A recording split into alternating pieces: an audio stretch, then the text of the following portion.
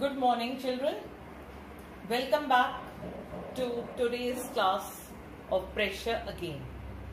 In the last class, what we had done was talked about the liquid pressure, and we ended up with the relationship P is equal to H dG, which told us that pressure is directly proportional to height of the liquid column. Pressure is also directly proportional to the density, and it is proportional to acceleration due to gravity. So if we want to calculate the pressure exerted by the liquids, then we will be using the relationship P is equal to HdG. The units will remain the same, Pascal. Now we come to certain other things related to pressure, which we can study under the heads of the characteristics.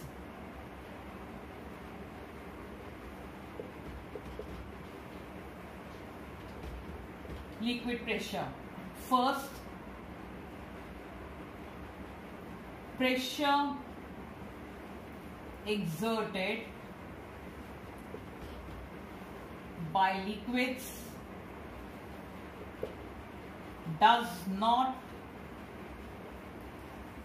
depend on shape, size and area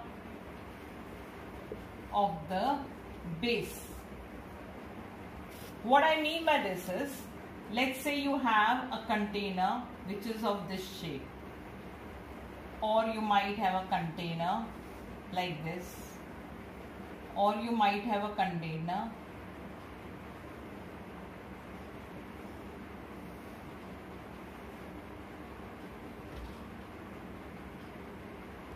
now see,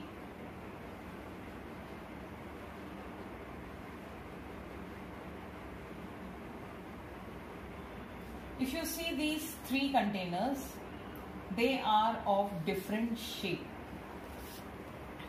but the pressure exerted by all three of them will be the same, as H in all the three cases is the same. And since the liquid also that I have filled is the same, so the pressure exerted will be the same irrespective of the fact that the shapes are different. Similarly, you will observe that even the areas are different, right? So if you see, the size of these two is also different, but in all these containers the pressure exerted will be the same, because pressure is HdG, H is the same, D is the same and G is the same. So remember, the pressure exerted by liquids does not depend on shape, size and area of the base. Secondly, pressure depends only on vertical height. This means, let's say if I have a tube, right, and this is the height of the liquid column. If this tube is tilted,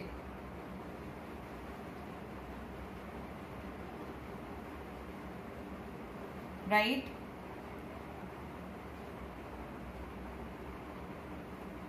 and let's say now I have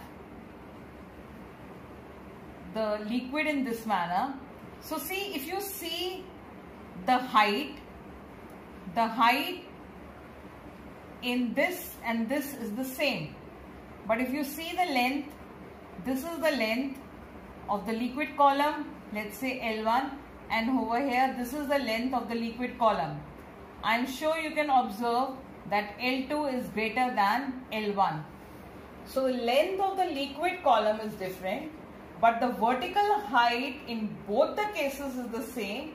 So the pressure exerted will also be the same. Remember, pressure depends only on the vertical height. Third interesting thing is that pressure does not depend on the surface area of the object.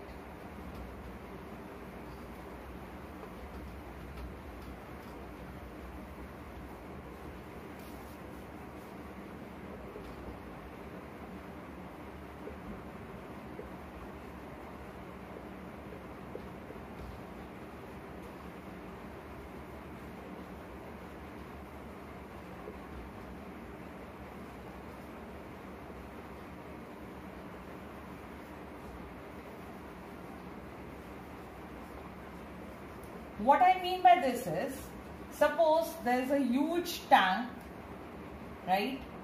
And in this tank there are fishes. There is one fish which is small, and there is another fish which is very big one. Okay, so the pressure exerted on both the fishes will be the same, irrespective of the fact that one is small in size and other is large in size, because they both are at a height h from the free surface of the liquid. So the pressure will not depend on the surface area of the object. That means the object on which they are acting. I hope all this is clear to you. So what we can say, that when you talk of the pressure exerted by the liquids, it is going to depend upon the height from the free surface. It is going to depend upon the density of the liquid and acceleration due to gravity. But the pressure exerted by the liquid does not depend upon the area of the base or the shape or the size of the container in which the liquid is. It does not depend upon the slant height of the liquid, neither does it depend upon the surface area of the object on what it is acting. So this was all about the pressure exerted by liquids. But if you remember, we started by saying that the pressure is even exerted by, pressure is exerted by fluids. So that means even the gases will be exerting pressure. And you must have observed that you take balloons and you blow air into them. It bulges out. So why does it bulge out? Because the air has exerted pressure. So these all rules are also applicable on, these are general rules for pressure being exerted by fluids. Now we can start off with another very interesting aspect, and we will talk about atmospheric pressure.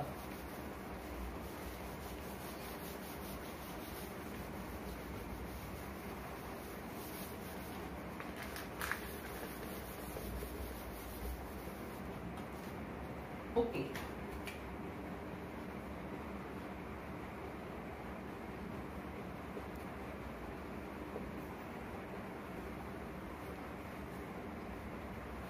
Well, do you know what is atmosphere? What is atmosphere? Envelope of air surrounding the earth is known as atmosphere. What is the atmosphere having? Lots and lots of air, water particles, dust particles and all. So they will be exerting a force. The force exerted, the thrust exerted by atmosphere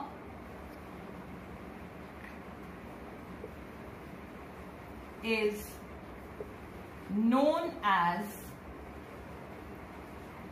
atmospheric pressure.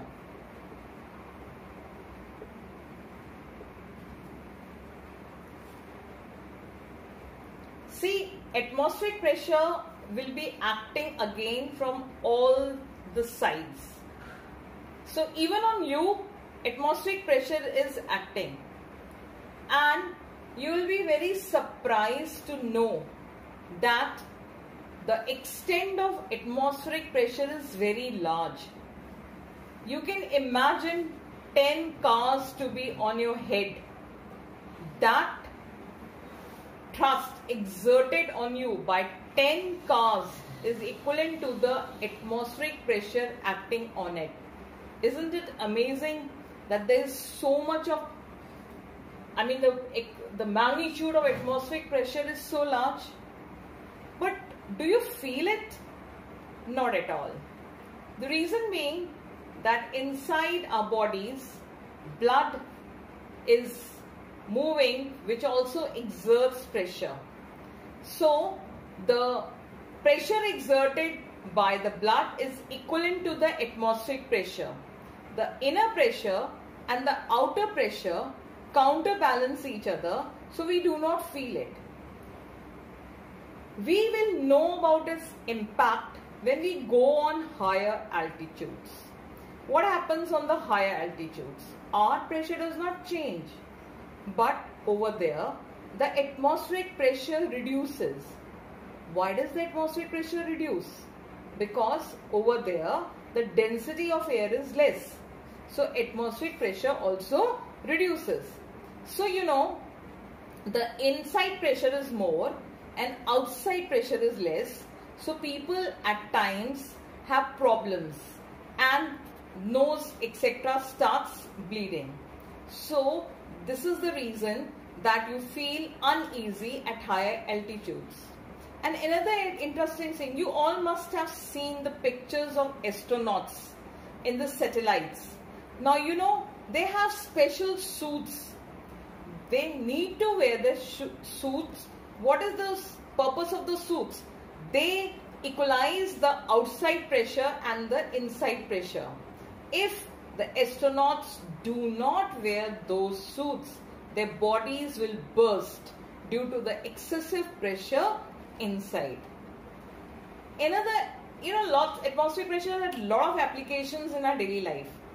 You all enjoy drinking cold drinks. Nowadays you just drink it through the bottles directly, but otherwise, if you know, when you use a straw, when you put the straw into the liquid, the straw will have the liquid, but it will not go inside your mouth until unless you suck air from it. So what happens? When you suck air, you create a region of low pressure inside and there is a high pressure outside. So this is a liquid. Let's say this is a straw. So when you take the air out, here there is a region of low pressure, or you can say rather vacuum is created over here, and over here what is acting? Atmospheric pressure is acting over here.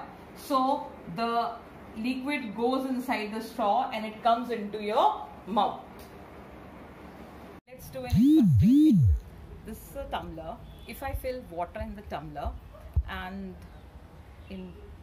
invert it, what is going to happen? The water is going to fall down. Now let's see what we are going to do.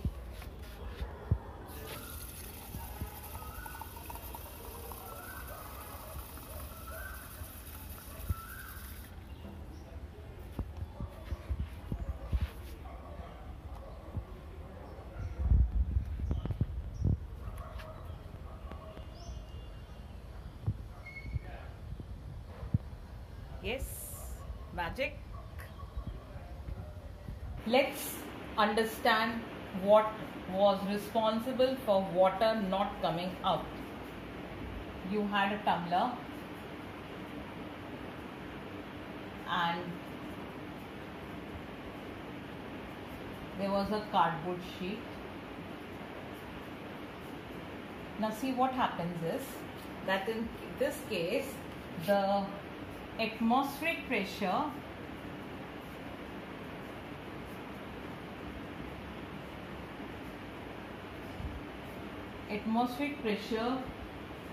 acting upward this way from here. Okay, the atmospheric pressure acting upward balances the downward force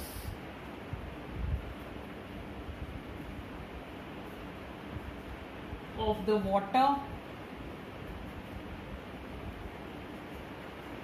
acting on the cardboard.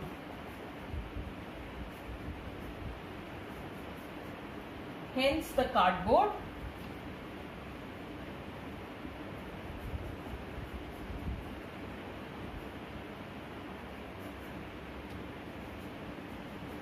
does not fall. So see, this you can do it yourself also and try. So it was only a small experiment in which we had filled water in the tumbler, put a paper, let it not be a copy paper, it can be slightly thicker, let's say a calendar one, and you put it on this, keep your hand and turn it upside down, and when you remove your hand you will find that the paper and water are not falling out. They might fall after a long time, but they will not fall down. So this is an effect which indicates that atmospheric pressure is acting from here and it is balancing the force exerted by the water. So here I want you to understand that atmospheric pressure will act from all sides. That means if you have anything, let's say if you have anything, a ball is there or you yourself are concerned, then remember the atmospheric pressure is going to act from all sides. It's not that it has to act from upward only. Atmospheric pressure, like water pressure, will be acting up from all sides. Atmospheric pressure is expressed in quite a number of units. First, atmosphere, symbol ATM. It is the easiest form, very easily used one. Then you have bar. It is the most popular unit for expressing atmospheric pressure. And 1 atmosphere is equal to 1.01 bar. Then we come to third one, Pascal. This is the SI unit of measuring pressure, but it is not popular in earth sciences. And see, you will understand why. 1 atmosphere is equal to 1.01 into 10 to the power of 5 Pascal. So can you see the relation? So obviously it is very easy to express atmospheric pressure in terms of 1 atmosphere. And then we have torr. It is named after the scientist Torricelli, and 1 atmosphere is equal to 760 torr. After knowing the units, we come to understand how do we will talk about the instrument which is used for measuring atmospheric pressure. The device used for measuring atmospheric pressure is known as a barometer. The first simple barometer was made by Torricelli. He took 1 meter long test tube and this was filled with mercury. Then on the top it was covered and then it was inverted in a trough containing mercury. So what it was observed was that the mercury column, there was nothing in this space, and the height that was acquired by mercury was 76 centimeter. Here there was a vacuum, and since it was made by Torricelli, to honor him, we had named this as Torricelli vacuum.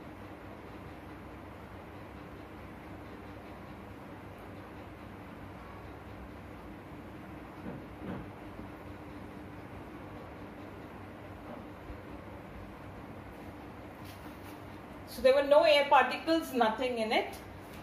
Now this height, this height gives us the atmospheric pressure. So we say atmospheric pressure is equal to 76 centimeter of mercury column. That means 76 centimeters of mercury column can balance the atmospheric pressure. So this was the first barometer that was devised to measure the atmospheric pressure. Now in this case, if the atmospheric pressure becomes less, then what will happen? The mercury level will come down and it will get, it will come in this container.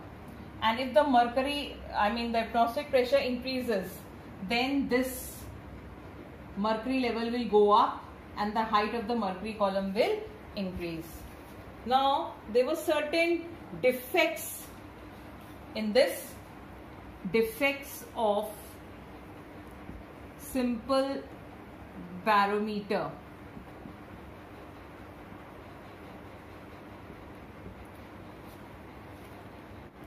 First is the trough is open. Can you see this is the trough and it is all open, so mercury may get contaminated. That means there may be some impurities that come over here. Then it will not become a true barometer.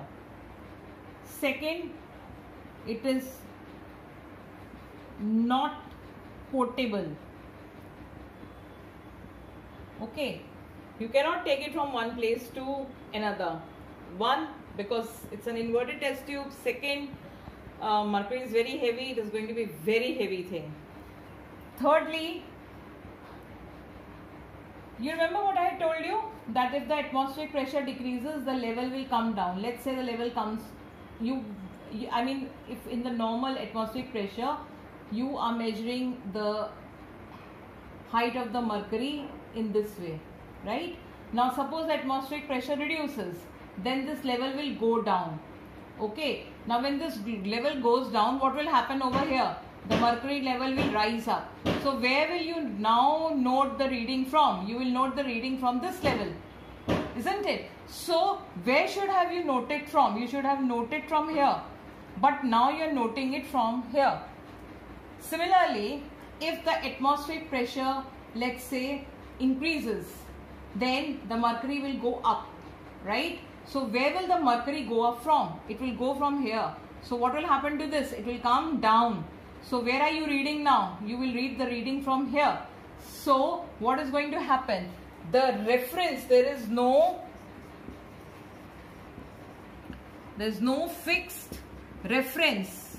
The reference should have been fixed. So there is no fixed reference. So these are the defects of a simple barometer, and later on the barometer was modified, and presently what we use is known as Fortin's barometer. This barometer overcame the defects of a simple barometer by having a fixed reference point, and it was enclosed. The mercury was enclosed in a container. Right? Now, one more thing I would just like to tell you, which probably I should have told before, is that liquid pressure is measured by a device known as manometer. Okay, so atmospheric pressure is measured by barometer, liquid pressure is measured by manometer. With this, we come to the end of the class today. Meet you next time.